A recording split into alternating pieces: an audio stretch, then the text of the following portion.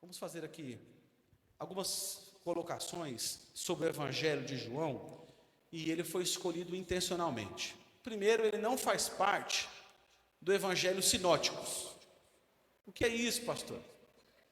Os Evangelhos sinóticos, que é Mateus, Marcos e Lucas, eles fazem uma escrita, um registro. Todo ele é o Evangelho de Jesus, mas escrito por esses homens. Eles olham todos dentro de um prisma só, dentro de uma visão só. É muito parecida a visão deles. João, por sua vez, ele faz uma exposição um tanto quanto diferente das que fez os demais evangelhos. Ele, por exemplo, não registra as parábolas, não faz outros registros que esses três fazem, e ele apresenta outros detalhes sobre a vida, sobre o percurso de Jesus. E a intenção do Evangelho de João não é defender outros, senão defender que Jesus verdadeiramente é Deus. Isso a gente vai aprender no decorrer da exposição do Evangelho de João. Então, dentre os muitos questionamentos, quem escreveu o Evangelho segundo o Evangelho de João? João. Que João é esse, né? É fácil falar João, mas você tem o João Batista, mas aí eu vou dar nota aqui. João, apóstolo, irmão de Tiago, filho de Zebedeu, que era empresário de pesca. Então, para a gente distinguir quem foi o João que escreveu esse evangelho, então a proposta aqui é dar autoria para ele, certo? Essa é uma peculiaridade. Outra peculiaridade muito interessante sobre o evangelho de João, João não aborda os principais temas abordados no evangelho sinótico, mas por outro lado traz uma gama enorme de material que nem sequer foi mencionado nos outros evangelhos sinóticos. João trata da vida do ministério de Jesus, nem faz nenhum acompanhamento minucioso da sua trajetória na Galileia, Pérea, não registra as parábolas, nem as muitas curas operadas por Jesus. Antes, o foco de João, a sua atenção é em provar que Jesus é o Filho de Deus e que, crendo nele, receberemos a vida eterna. Você pode dar um glória a Deus pela vida de João? João viu todo mundo fazendo uma coisa, ele não viu, tá bom? Deus, na sua onisciência, viu e disse: João, vou usar você de uma forma diferente.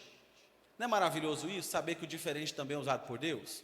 Não é o diferente que vai contra a verdade do evangelho, não, tá bom, meus irmãos? Porque nesse tempo de diversidade aí, daqui a pouco eles querem fazer um corte do que eu estou falando aqui. O sangue de Jesus tem poder. O diferente aqui é num prisma diferente, de uma maneira diferente. Deus está usando João, e o argumento aqui é poderoso. João se esmerou, se dedicou em provar que, crendo nele, receberemos a vida eterna. João apresenta, registra biblicamente, no Evangelho, dentro do texto do Evangelho de João, 7 vezes, no mínimo, a palavra eu sou.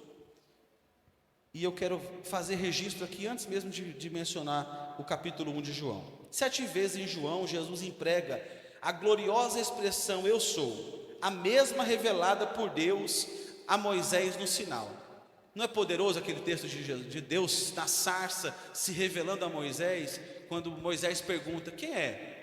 Você vai dizer que o eu sou enviou a voz. É esse mesmo eu sou de autoridade do Deus Criador, é esse mesmo que é empregado aqui no Evangelho de João. E aqui apresenta em eu sou o pão da vida, em João 6,35. Eu sou a luz do mundo, em João 8,12. Eu sou a porta das ovelhas, em 10,7 de João. Eu sou o bom pastor, em 10,11 de João. Eu sou a ressurreição e a vida, em João capítulo 11, verso 25. Eu sou o caminho, a verdade e a vida, em João 14,6. E eu sou a videira verdadeira, em João 15, verso 1. Você pode dar graças a Deus pela vida do eu sou? O eu sou que se revela a nós através de um evangelho. Você gosta de receber um afago do marido, né? Você que é casado, você que namora, não é bom quando ele traz algo, por mais singelo que seja, mas seja intencional para lhe agradar, né? E hoje se fala de linguagem do amor, né? Linguagem do amor, minha esposa, por exemplo, não gosta de toque, mas lava a louça para ela, para você ver, ela fica apaixonada por mim. Fica, isso é um marido, meu Deus, entendeu? Beijar ela, não, me larga, me solta, gruda não, tá quente, entendeu? Abraço, não, só. Mas lava a louça para ela, é espetacular, meu irmão, é a linguagem do amor dela, é serviço, né? Então, quando alguém faz algo por você que lhe prova amor, é bom sim ou não? Amém? Diz é bom. Eu ouvi um é ótimo, gostei, é ótimo. Quando alguém lhe demonstra com algo que fez o amor que tem por você. O Evangelho de João é uma declaração de amor de Deus em favor da sua vida. E ele mandou o Evangelho e chegou até nós, a palavra de Deus, meu irmão. Enquanto eu estava ajoelhado aqui orando para o cuidado de Deus através do Evangelho, que é resgatador, é uma mensagem remidora, é uma mensagem que vem nos resgatar, que vem nos dar esperança de vida eterna, mesmo sendo quem nós somos. Eu quero dizer glória a Deus pelo Evangelho que o Senhor deixou para nós. E Evangelho quer dizer boas novas, e essas são boas novas de salvação. Quantos foram alcançados pelo Evangelho aqui? Glória a Deus por isso. Então, esse é o preâmbulo aqui da introdução do Evangelho de João, que nós vamos dar início. Entenda que o capítulo 1, do verso 1 a 14, João está tentando nos colocar um óculos. Você me ouve, diz amém? João está tentando nos ajudar a ver da maneira que ele enxerga. É como que ele dissesse assim: vem cá, eu quero que você veja do meu ponto de vista. Você já não teve que fazer isso? Mostrar uma coisa para alguém, por exemplo, uma estrela, uma nuvem, a pessoa não está enxergando, você chama a pessoa e diz assim: vem cá, olha ali, a pessoa não está enxergando, olha de baixo, olha aqui, e você vai lá, a pessoa de repente não estava enxergando, mas você direcionou ela, você faz: ah, entendi o que você está querendo me mostrar. Eu acho que o pastor Elias faz muito isso com os profissionais lá. Vem cá, sujeito, em nome de Jesus, essa parede está torta. Não está não, vem aqui para você ver. Aí dá uma olhada assim, mira, diz, vê o torto lá no fundo. Não é assim, Leomar? Vocês que trabalham com construção, vê isso muito fácil, né? É exatamente isso que João está fazendo aqui. Está chamando-nos a enxergar do ponto de vista que ele vê. Para isso, introdutoriamente, ele não está fazendo exposição genealógica, porque ele não quer provar a origem de Jesus. Ele quer dizer que Jesus é o próprio Deus. Essa é a intenção de João. É provar a deidade de Jesus, é provar que Ele é Deus. Você conhece Jesus, reconhece Jesus como Deus? Diga glória a Deus aqui nessa noite. Ah, mas não tem sustentação, você não tem argumentação teológica e filosófica. Eu quero ver você explicar a fé, irmão. Fé não se explica. Nós temos fé que Ele é o Verbo encarnado. Por quê? Porque a palavra de Deus para nós é a verdade. E a Bíblia diz exatamente assim: no princípio era o Verbo, e o Verbo estava com Deus, e o Verbo era Deus. O Logos, a palavra ativa, ela era Deus e estava com Deus, e o Verbo era Deus. É a palavra de Deus que habitou entre nós, louvado seja Deus. No princípio era o Verbo estava com Deus, o Verbo era Deus, o Verbo é eterno. Ao referir-se ao Logos, Verbo, João recua para o âmbito da eternidade. Antes do princípio de todas as coisas, o Verbo já existia. Ele não existia antes que a matéria fosse criada, e antes que o tempo começasse. Ele é antes do tempo, Ele é o Pai da eternidade. No princípio da história, o primeiro da criação. Aqui a expressão inicia a história da nova criação nas duas obras da criação. O agente é a palavra de Deus, na eternidade passada, antes do começo de todas as coisas, espaço, tempo, matéria. No princípio, antes do início de tudo, o Verbo já existia no eterno e infinito presente. Você reconhece isso? Tudo que foi criado foi através da palavra, foi o Verbo, ele já existia. E aqui é João que está dizendo isso, e nos dando uma maneira de enxergar, de olhar. Ele dá sequência dizendo: e todas as coisas foram feitas por Ele. O que ele está dizendo? A palavra criou tudo. Ele é a palavra de Deus, e a palavra é quem criou todas as coisas. Jesus não é um Deus menor que Deus, Jesus é Deus igual a Deus. Eles são um só, Pai, Filho e Espírito Santo. Eu sei que na medida que a gente fala isso de ordem de Pai, Filho e Espírito Santo, é como se fosse um menor que o outro, mas eles todos são Deus e um só, um Deus uno que é trino. E isso aqui também é fé. Você pode dizer amém? Eu quero entender, pastor. Meu irmão, tem muita coisa que a gente não vai conseguir chegar à compreensão plena.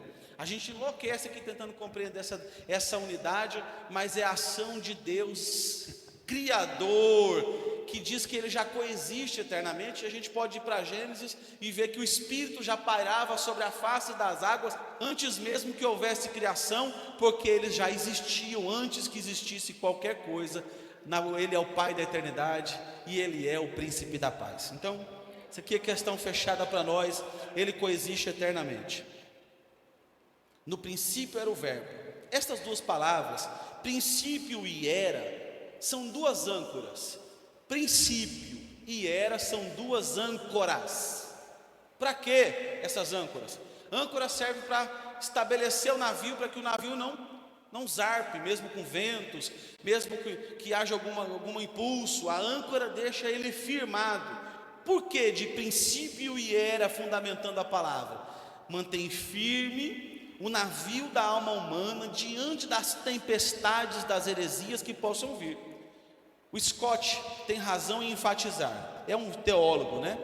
O tempo verbal no imperfeito sugere nesta relação até onde a linguagem humana pode ir, a noção de uma existência supratemporal absoluta. Isso é bonito demais, eu pareço o Nairão falando agora, de tão bonito que essa palavra vem aqui, supratemporal, que é exatamente isso, absoluta. Não dá para enquadrar em tempo a existência e a verdade do Evangelho de Deus. Por isso que ele diz, no princípio e era. Essas duas palavras, elas fundamentam uma verdade do Evangelho, para dizer que ele é eternamente, independente de achismos, das heresias contemporâneas. Pastor, está sendo muito filosófico, não está sendo aplicado. Cadê a aplicação para mim poder me alegrar e dizer que Deus é comigo? Meu irmão, Deus é contigo, mas você precisa saber dessas verdades aqui, porque os nossos filhos, os nossos adolescentes, você mesmo, está sendo bombardeados com a relativização da palavra, e é tempo de nós estabelecermos estacas, âncoras, fundamentos, principalmente para nos dar base bíblica dessas verdades. No princípio era. Você vai sair daqui hoje se lembrando disso. No princípio era, porque isso aqui estabelece a verdade de que ele era eternamente, independente do que as heresias e as correntes filosóficas que cercam a igreja contemporânea venham bombardear a sua casa, o seu pensamento. Você vai se lembrar do Evangelho de João, capítulo 1 e verso 2. Ele estava no princípio com Deus. Todas as coisas foram feitas por Ele, e sem nada do que foi feito se fez. Nele estava a vida, e a vida era a luz dos homens, e a luz resplandece nas trevas, e as trevas não compreenderam. São verdades poderosas do Evangelho. No princípio era, capítulo 1, verso 1, e o verbo estava com Deus, e o verbo era Deus. Então que isso fique memorizado, e que ao longo dos dias você possa fazer a leitura e fazer o que o presidente esses dias tem estimulado, inclusive o departamento infantil, para nós buscarmos memorização dos textos bíblicos de maneira simples, né? Porque às vezes a gente fica falando tanta coisa e não memoriza um verso por semana. A pessoa, você memorizar capítulo 1, verso 1 de João, no princípio era o verbo, e o verbo estava com Deus, e o verbo era Deus. Pronto, você fundamentou verdades poderosas na sua vida. Segundo ponto aqui sobre o verbo. O verbo é uma pessoa igual ao Pai em essência, mas distinto em natureza. Porque você vai falar assim, eles são iguais, mas as suas naturezas são diferentes. O Verbo estava com Deus. Ele estava no princípio com Deus, antes da criação do universo, nos recônditos da eternidade. O Verbo desfruta plena comunhão com Deus Pai. A expressão grega theon traz a ideia de face a face com Deus. É isso. O Verbo estava diante de Deus, comungando de liberdade. Você entende isso? Você imagina o pai e o filho. O seu filho tem liberdade na sua casa, sim ou não? Fora você lá, quem tem mais autoridade se você não estiver presente? Quem é que toma a decisão lá? Não é seu filho? Pois é o filho que está tomando decisão na suposta ausência do pai. Ele tem a autoridade, a legalidade do pai. Ele tem empenhado sobre ele a liberdade de saber que ele é filho e que ele está na presença do pai, comungando disso. É o que faz a menção aqui o comentarista. Em terceiro ponto, o Verbo é divino. Ele é Deus, Ele é Senhor. É errado nós glorificarmos a Jesus? Não, porque tem igrejas que vai querer fragmentar isso. Você dá glória a Deus, mas você não pode dar glória a Jesus, você não pode dar glória ao Espírito Santo. E aí você vai ver essas correntes de questionamento: a quem eu vou darei glória agora? E aí vira um nó na cabeça da gente. Já não aconteceu isso com você? Alguém já te questionou? Para quem que eu vou dar glória? A glória de quem? Né? Jesus deu a glória para Deus, a gente também dá. Mas se você dizer glória a Jesus, não tem nada de errado, porque Ele é Deus, né? Glorificado seja o Espírito Santo. Glória a Deus, porque Ele também é Senhor. Então a gente tem liberdade para adorá-lo, entendendo que Ele é um só. E isso é importante para nós assembleanos de cultura pentecostal, onde nosso manual, regra de fé e prática é as Escrituras e as verdades que nós professamos. Nós cremos na Trindade. Você tem liberdade para adorar a Deus, compreendendo que Ele é um. Em terceiro lugar, Ele é divino. O Verbo era Deus. O Verbo não era meramente um anjo criado, viu? Tome cuidado com isso, isso é uma corrente filosófica. Esse Jesus aqui, tem muitas religiões que apresentam Jesus como um anjo enviado. É só um anjo. Outras vão dizer que Ele é só um profeta. Não dá, meu irmão, para um anjo ou um profeta tomar lugar de remidor da humanidade. E foi isso que Jesus fez. E é isso que João vai imediatamente apresentar. Perceba que o capítulo 1 de João, esses versos que nós estamos falando, ele já vai apresentar Jesus como remidor. Eu vou dar sequência para você ver isso. Em quarto lugar, o Verbo é criador. Nós falamos que Ele criou todas as coisas, e sem Ele nada do que foi feito se fez. Você entende que tudo que coexiste por causa de Jesus? Ele é o Verbo, Ele é o Criador de todas as coisas. Você é filho do Criador, meu irmão. Você serve a um Deus que criou todas as coisas. O ar que você respira é criação de Deus. O fôlego de vida, o dom da vida que Deus te deu, foi Deus quem deu a você. Ele é criador da sua vida. E isso foi que mexeu muito comigo hoje, fazendo reflexão sobre isso. Quando eu olho para o meu irmão, para a minha irmã, para a minha vida, eu tenho que entender que tem um Deus que me criou. É tão sublime isso, porque todas as coisas Ele fez com a palavra, mas o homem Ele fez com as mãos. A digital de Deus está em nós. Ele te fez com a mão dele. Ele é criador da sua vida. Você é grato por ter sido criado por Deus? Aí eu vou além. Você está fazendo valer a pena um Deus que te criou, que acreditou em você, que investiu em nós, que não bastante ter feito isso, um homem peca. A Bíblia diz que o salário do pecado é a morte. Nós estamos sentenciados agora à morte. E aí ele faz uma promessa ainda em Gênesis, que do ventre da mulher nasceria um que esmagaria a cabeça da serpente, fazendo menção sobre o Verbo encarnado que viria para a humanidade. E esse é Jesus. Quinto lugar, o Verbo é autoexistente. Nós já defendemos isso com propriedade aqui. Ele existe eternamente. A vida estava nele e ele era a luz dos homens. Isso é poderoso demais. Verso 4. Nele estava a vida, e a vida era a luz dos homens. A luz resplandece nas trevas, e as trevas não compreenderam. Você compreende isso? Sobre ele ser luz? Tudo estava em trevas, e quando ele chega, ele traz luz à existência na escuridão. O homem pode estar em mais densas trevas, mas quando Jesus chega, a luz. Isso é poderoso, porque nós outrora estávamos em trevas, mas Jesus chegou na nossa vida e houve um resplendor de luz que nos envolveu. É a glória de Deus, e aonde você vai como embaixador de Jesus, você vai portador da mensagem da luz. Então você não se comporta como quem anda em trevas.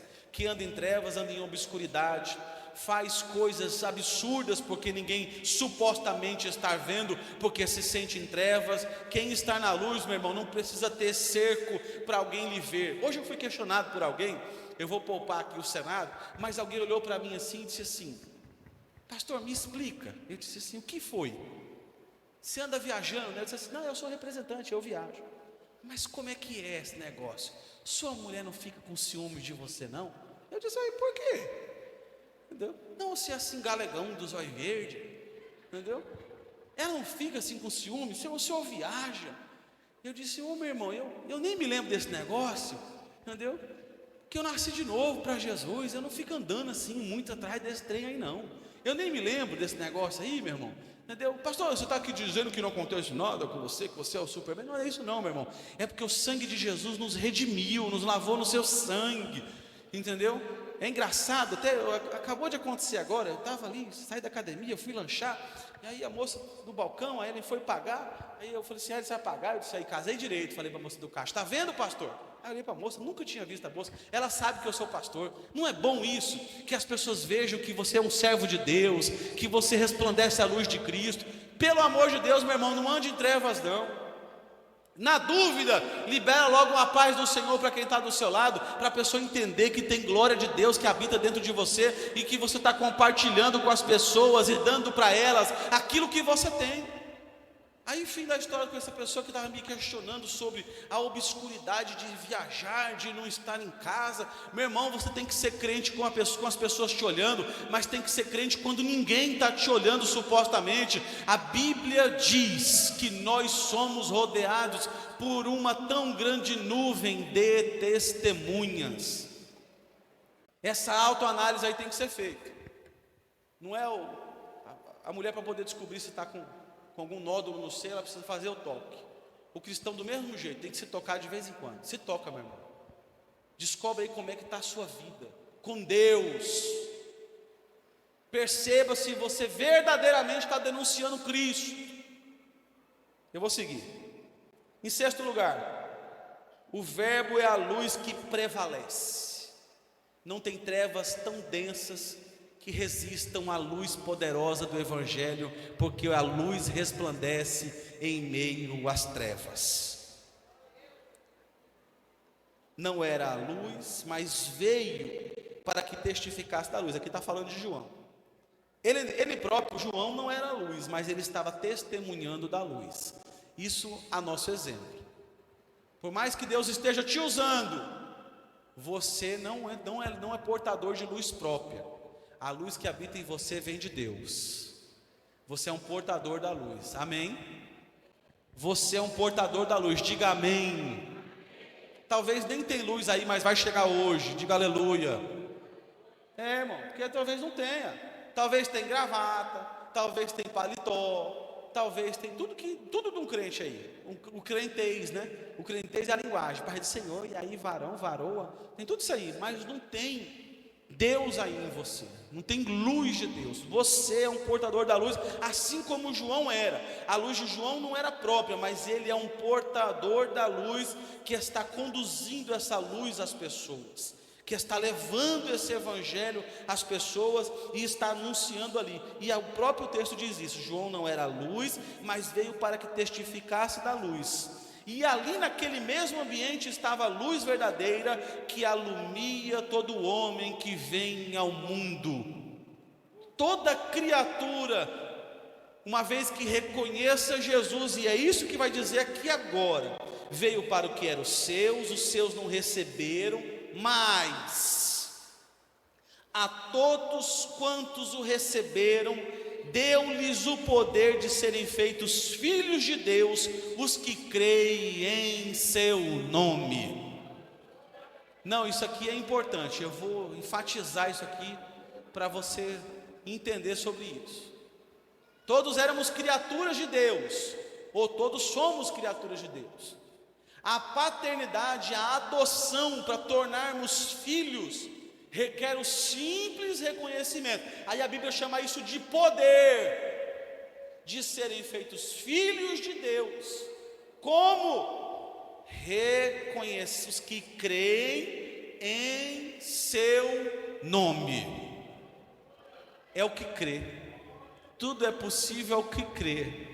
O que te aproxima de Deus é crer em Deus, é a fé que te aproxima de Deus, é uma ponte poderosa, alicerçada. É só uma palavra pequena, mas é uma atitude veemente e poderosa que transforma a vida da criatura pecadora para a condição de filho de Deus. Você já pensou o que é isso? Você entra para o testamento daquele que é dono do ouro e da prata, que é a luz do mundo, que é o remidor da humanidade, que é o verbo que coexiste eternamente. Você passa então a ser filho.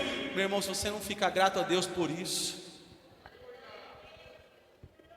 quem é cônscio disso, quem é consciente de quem é na condição de filho de Deus, tem uma postura, uma condição diferente da que nós estamos tendo. E aí eu vou ser duro agora, porque a gente anda tão metafísico, a gente anda tão, vou piorar aqui, carnal, que a gente anda esquecido quase que de tempo inteiro, de que nós somos filhos de Deus. Aí é ansiedade, aí é aflição, aí é falta de fé, aí é falta de esperança, aí não está crendo em nada, não crê que Deus pode fazer milagre. Meu irmão, eu quero liberar uma palavra de Deus para a tua vida hoje. Você vai sair daqui entendendo que você está na condição de filho e que Ele é o seu Pai, desde que você creia. Eu vou fazer um exercício com você, diga: eu creio no nome de Jesus, diga isso. Vamos dar um brado bem forte, porque isso vai mudar algo dentro de você. Diga: eu creio no nome de Jesus. Oh, aleluia! Oh, aleluia! Não é o nome de qualquer um, não, é o nome de Jesus. Eu sei que agora eles estão querendo nos silenciar. Meu irmão, a gente bate só um pouquinho menos, mas a gente proclama a verdade com autoridade e graça. O nome que é sobre todo nome é só o nome de Jesus. Não tem Aildo, não tem Joana, não tem Joaquim, não tem Maria, não tem José. Esses nomes não têm poder em si mesmo, mas o nome de Jesus Cristo, a Bíblia diz que é o nome sobre todo o nome. E crendo nesse nome, você recebe poder, meu irmão. Cadê as crianças? As crianças, esse conceito do Power Ranger de transformar, meu irmão, aperta um botão e... entendeu? Vira um tchum, entendeu? É o nome de Jesus, só Ele é de verdade. Ao contrário do que alguém vai pensar, não é alguém assim super, eu sou filho de Deus. Não, meu irmão, você é filho de Deus, aí você tem as características de Deus. Não é assim? Vê o Arthur, tem que fazer o DNA para ver se aquele menino é meu ou não, fala a verdade. Tem que fazer ou sim ou não? Não. Uma irmã do Tempo Central falou assim: irmão, faz um DNA nessa criança. Eu me zanguei, eu falei: que é isso? Eu confio na minha mulher, rapaz? Não, pastor, não é isso aí não, para saber se é dela. Entendeu? Menino é a sua cara, entendeu? É igual o filho, meu irmão. O filho de Deus, você tem que se parecer com Deus. Aí Ele é um Deus perdoador. Vai dando glória aí. Você está entendendo, né? Ele é um Deus perdoador. Ele é um Deus amoroso. Ele é um Deus que leva cura.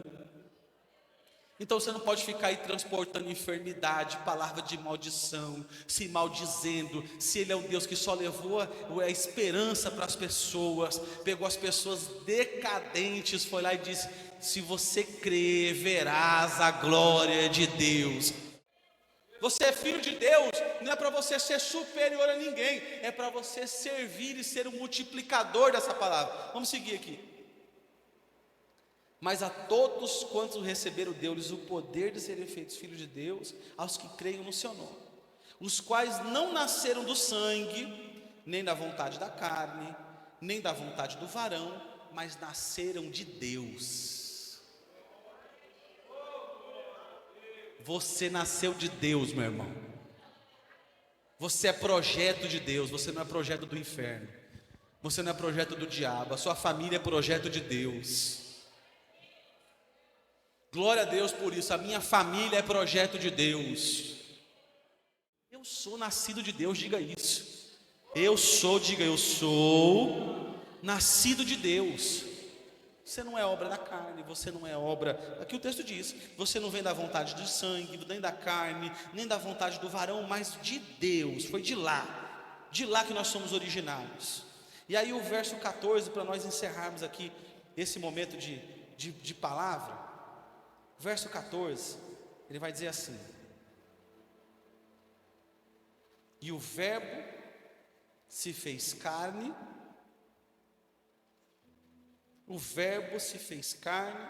e habitou entre nós. Isso aqui é demais. Enquanto alguém não quer nem andar perto de você porque se sente tão assim, eu não vou sentar aí com você não, porque eu sou uma pessoa, entendeu? Aí lá vem Deus, habitou entre nós. Entre nós. Ele poderia, na condição de Deus, ele disse em alguns momentos, ele disse assim: olha, eu daria a ordem, e aí centenas de anjos viriam, mas ele não faz isso. Ele escolhe para si 12, diga-se de passagem, trabalhosos. Aqui para frente a gente vai ver um pouco sobre isso. E ele habita entre nós. E o verbo se fez carne e habitou entre nós. E ele nos permite isso que eu vou ler agora. E vimos a sua glória. Eu não tenho visto a glória de Deus mais, pastor. Você está olhando para o lugar certo? Você está olhando para a palavra de Deus como ela é de verdade? Eu vou além. Você está lendo a Bíblia? Você está lendo o Evangelho? Simples, né? O Evangelho de João. Você andou pensando sobre essas verdades aqui, da maneira simples que eu estou expondo aqui dentro da minha limitação, mas você pensou nessas verdades? Deus habita entre nós, se faz carne, e Ele permite nós vermos a sua glória. Aí Ele fala, porque fato é, João dizendo sobre Ele, como a glória do unigênito do Pai. Ele é único do Pai. Ele é o melhor de Deus para nós, meu irmão. Deus não te mandou o pior não, Ele nos mandou o melhor, o unigênito dEle. O unigênito de Deus foi entregue a nós e habitou entre nós. É o verbo encarnado e nos permitiu ver a sua glória. Como verbo encarnado, Ele assumiu natureza humana, habitou entre nós. A expressão no sentido correto quer dizer assim, não é se fez ou se tornou, no sentido é ter cessado de ser o que era antes e se tornou. O verbo se fez carne, mas permaneceu sendo o verbo de Deus. Ele cessa uma condição, inicia outra, mas ele não deixa de ser o verbo de Deus porque é carne, ele é o mesmo, ele é Deus. Ele deixa a condição de glorificado, ele é o Deus encarnado, mas ele continua sendo Deus. Você entende isso, amém? Ele está em carne, mas ele é Deus. A segunda pessoa da Trindade assume a natureza humana sem deixar de lado a natureza divina. Nele tem duas naturezas agora, porque nós vamos caminhar com esse Jesus alguns dias, olhando para o texto de João. Duas naturezas, diga comigo, a divina e humana. Porque é importante nós colocarmos esses óculos, como eu disse no início, que eu vou ter que concluir, esse prisma, essa maneira de enxergar, que você tem que se lembrar que ele é homem, e como homem ele vai enfrentar coisas e momentos muito difíceis, por amor de mim, por me amar, por te amar. por te amar. Por isso ele enfrentou. E o unigênito do Pai não é um qualquer, meu irmão. Ele não vem vazio. Ele não vem, entendeu? Um frasco que o conteúdo é desprezível. Não. Ele vem cheio de graça. Uma carreta bitrem carregada de graça. Muita graça na vida de Jesus para transbordar para a humanidade. Louvado seja o nome de Jesus. E mais, ele é cheio de graça e de verdade. E conhecereis a verdade, ela faz o quê? Vos libertará. Seja livre hoje, porque Jesus é o cheio de verdade. E ele transbordou essa verdade através da palavra de Deus. E esse é um dos registros que veio transformar as nossas vidas. E veio nos colocar em liberdade. Esse aqui é o Jesus apresentado por João. O verbo que habitou entre nós, andou conosco. Vimos a sua glória, como a do unigênito do Pai, cheio de graça, favor imerecido. Ele veio dar para nós aquilo que nós não merecemos, mas Ele está te entregando aí, meu irmão. E a gente é objeto da graça todos os dias. Exemplo, pastor, você entrou aqui frio, você entrou aqui murmurando, você entrou aqui brigado com a esposa, você entrou aqui reclamando, você entrou aqui dizendo que ia ser mais um culto, você entrou aqui sem esperança de nada. Aí Jesus te trouxe aqui e disse assim: não, eu transbordo a minha graça, e eu faço você sair daqui de forma diferente, porque eu sou o Senhor. A gente vai ficando desconectado da graça, e a gente percebe que vai dando uma fraqueza. E aí não tem mais força. Aí parece que a gente não consegue mais. Mas à medida que a Bíblia diz assim: se aproxima de Deus, chegai-vos, pois, a Deus, e Ele se achegará a vós.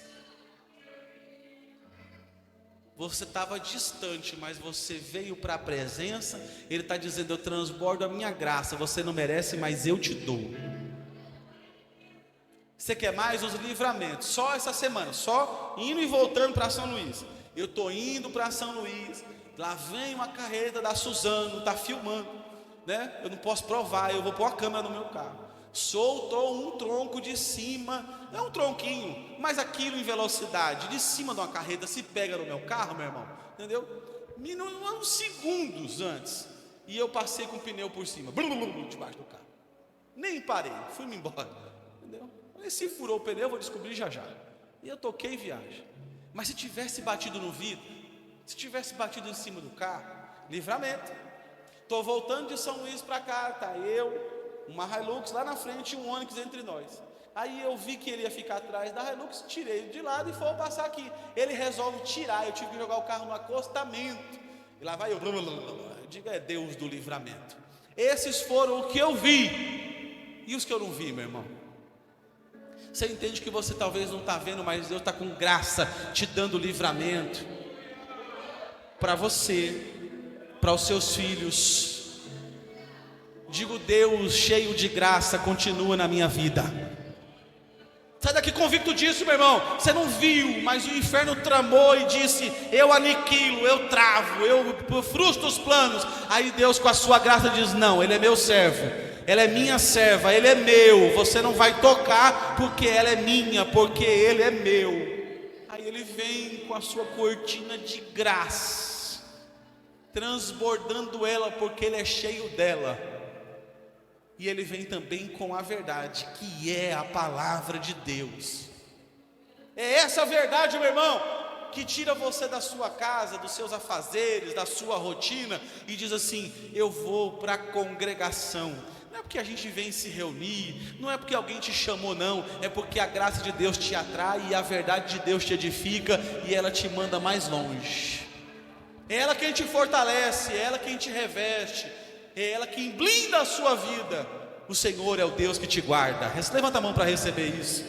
O Senhor é o Deus que te guarda, o Senhor é o Deus que te fortalece. As verdades do Evangelho são que fundamentam a sua vida, o seu ministério, a sua família, a sua história. Só está de pé porque tem graça e tem verdade de Deus na sua vida. Louvado seja o nome do Senhor. Você crê nisso? Se você crê nisso aí, meu irmão, sexta-feira que vem a gente vai falar sobre o testemunho de João Batista, que fala sobre quem é Jesus. E eu desafio você a estar conosco todas as sextas-feiras, para a gente dar sequência aqui e fazer a exposição desse Evangelho aqui de maneira saborosa, e que o Espírito de Deus fortaleça a tua vida com graça e com a verdade do Evangelho. Amém?